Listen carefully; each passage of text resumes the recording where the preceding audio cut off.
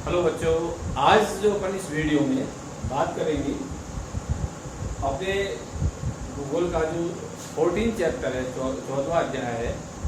इसमें जनसंख्या संरचना का है और इस जनसंख्या संरचना में दूसरा जो टॉपिक है वो है लिंग अनुपात। हम लिंग अनुपात के लिए बात करेंगे। देखिए, अपन पहले भी ये बात कर चुके हैं कि जनसंख्या में स्त्री और पुरुषों की संख्या की गणना होती है और इस गणना में अगर अपन देखें तो स्त्रियों की संख्या अलग लेते हैं, पुरुषों की संख्या अलग लेते हैं। अगर उनको हम कैलकुलेट कर लेते हैं तो उसका एक रेशियो निकल के आ जाता है, एक अनुपात हमारे सामने निकल के आ जाता है। उसी लिंगानुपात की बात करते हैं, क्योंकि किसी भी देश पर, हमारे देश पर या किसी भी देश पर जनसंख्या के इस अनुपात का आर्थिक और सामाजिक काफी गहरा प्रभाव पड़ता है। तो हम बात करते हैं सबसे पहले लिंग अनुपात किसे कहते हैं, इसकी परिभाषा लिखी हुई है। जनसंख्या में स्त्री व पुरुष की संख्या के अनुपात को, इसके स्त्री और पुरुष की संख्या के अनुपात को लिंग अनुपात कहते हैं। इसमें प्रति 1000 पुरुषों पर स्त्रियों की संख्या की गणना की जाती है। जैसे अभी अपन बात कर रहे थे कि स्त्री और पुरुषों की संख्या निकाल के उसके अनुपात को निकाल लिया जाता है। तो कैसे अपन निकालेंगे? अगर हम देखिए, अलग अलग देशों में क्या होता है कि भारत में तो प्रति 1000 पुरुषों पर स्त्रियों की संख्या निकाली जाती है और कई सामाजिक विश्लेषक कई देशों में प्रति 1000 स्त्रियों पर पुरुषों की संख्या भी निकाली जाती है। तो अगर इस तरह से चेंज है तो सूत्र में थोड़ा सा चेंज हो जाएगा, जो अपन इसके दूसरे चैप्टर में अपन बात करेंगे। अभी अपन इसी की बात करें। लिंग अनुपात के लिए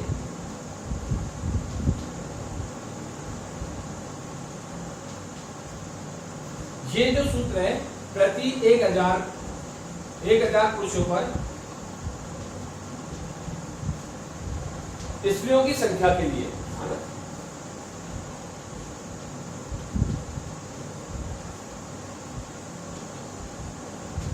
ये वाला इसके लिए है। अगर 1000 स्त्रियों पर पुरुषों की संख्या आएगी तो उसका थोड़ा सा सूत्र जो है वो चेंज हो जाएगा।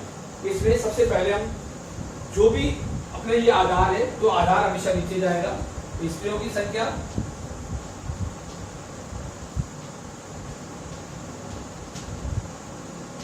बटे में पुरुषों की संख्या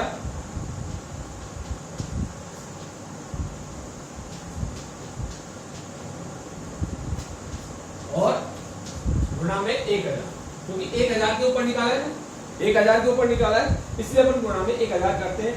आप लोग जो भारत की जनसंख्या है, अब आपकी किताब में जो आंकड़े दे रखे हैं, उन आंकड़ों को इस सूत्र में लगाकर, चाहे कैलकुलेटर से, अगर वैसे कर सकते हो तो ज्यादा बेटर है, कैलकुलेटर से करके देखें क्या भारत का औसत आता है। अगर आता है तो ये सूत्र सही है, अपन किसी भी जगह का, चाहे छोटी जगह हो या बड़ी जगह हो, निकाल सकते हैं। देखिए भाई, अब जो अपने पास लिंग अनुपात निकल के आया, इसके थोड़ी सी अपन बात कर लेते हैं कि 1901 में ये जो लिंग अनुपात था 972 था और 2011 में ये 940 रहे। अगर बीच में एक आध साल को हम छोड़ देते हैं तो लगातार गिरता रहा है लिंग अनुपात, ये हमारा लगातार गिरता रहा है। और जब से जो ये सोनोग्राफी शुरू हुई है तब से इस लिंग अनुपात में काफी गिरावट देखने को मिली। जैसे 1981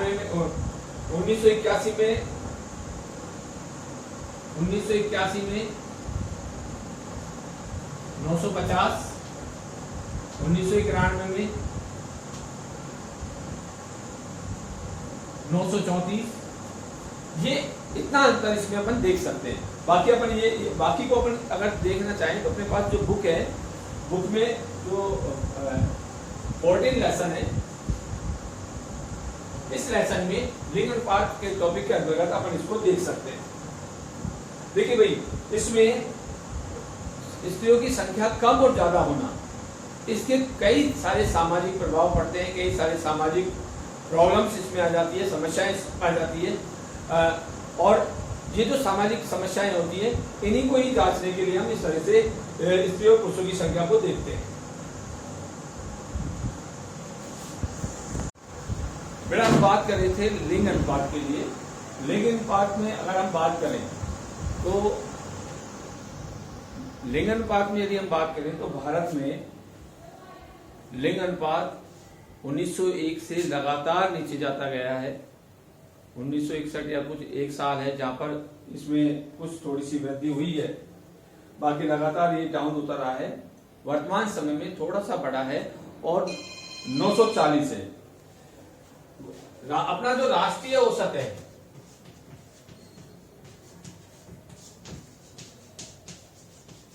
लिंग अनुपात का जो राष्ट्रीय औसत जिसे कहेंगे, जो इस समय लिंग अनुपात है वो है 940।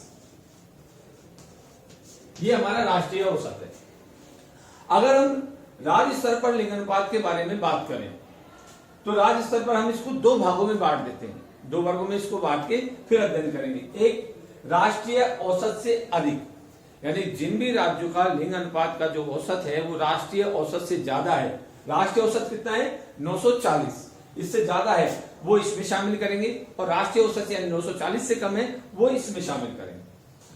सबसे पहले हम बात करते हैं राष्ट्रीय औसत से अधिक, यानी भारत में सबसे अधिक लिंग अनुपात केरल का है, यानी 1000 पुरुषों पर 1084 स्त्रियां, यानी कि पुरुषों से ज्यादा स्त्रियां यहां पर है।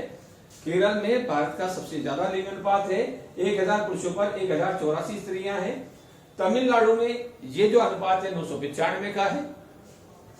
तीसरे नंबर पर आंध्र प्रदेश है, वो 992 है। अगर इसी तरह से हम बात करें केंद्र शासित प्रदेशों की, तो पांडिचेरी आता है 1031, यानी 1000 पुरुषों पर 1031 स्त्रियां हैं। लक्षद्वीप में 945, ये हाईएस्ट है। यहां पर 3 अपने हाईएस्ट लिए, यहां पर 2 अपने हाईएस्ट लिए। अब अपन बात करते हैं राष्ट्रीय औसत से कम, ऐसे राज्य जिनका राष्ट्रीय औसत से कम है। अगर अपन पूरे भारत में सबसे कम लिंग अनुपात रखने वाले राज्य की बात करें तो वो आता है हरियाणा। इसमें 877 है, 877, ठीक है ना, 877 है। मैं यहां एक बार फिर से लिख देता हूं, 800।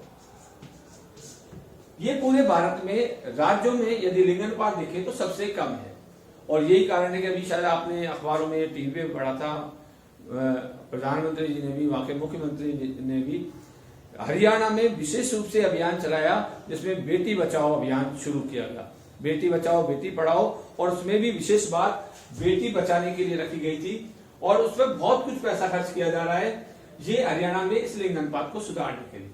दूसरे नंबर पर आता है जम्मू कश्मीर, जहां पर 883 है, ये भी काफी कम है। सिक्किम 889 है। तो यानी 3 राज्य हैं जिनमें लिंग अनुपात भारत का सबसे कम है। और अगर अब बात करें केंद्र शासित प्रदेशों की, केंद्र शासित प्रदेशों में दमन एवं दीव, केंद्र शासित प्रदेशों में दमन और दीव, इसकी सबसे कम लिंग अनुपात है वो है 615।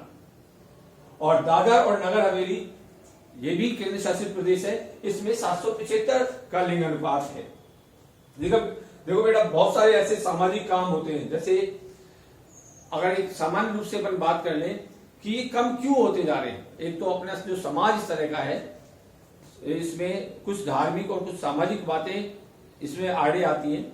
जैसे हिंदू समाज में, अपने समाज में लड़के को प्रेफर करना, लड़के को ज्यादा मान्यता देना, और दूसरा अपन इसको कह सकते हैं कि लड़कियों की कम उम्र में शादी कर देना, हाँ, उनकी आर्थिक स्थिति कमजोर होना, उनके स्वास्थ्य पे ज्यादा ध्यान नहीं देना, ये जो सारी बातें हैं ये हमारे इस लिंग अनुपात को कम करती है। आप एक बार अपने बुक में राज्य वाइज जितने भी लिंग अनुपात के हैं उनकी एक, जो मैंने सबसे ज्यादा 3 लिए हैं, आप 3 के 6 कर देंगे, ताकि आपको किस तरह से लिया जाता है पता लग जाएगा। अगर कोई समस्या होगी तो आप मेरे से बात करेंगे। और सबसे कम जो 3 लिए हैं उसमें सबसे कम 6 लेंगे, यानी 3 आपको इसमें बढ़ाने हैं।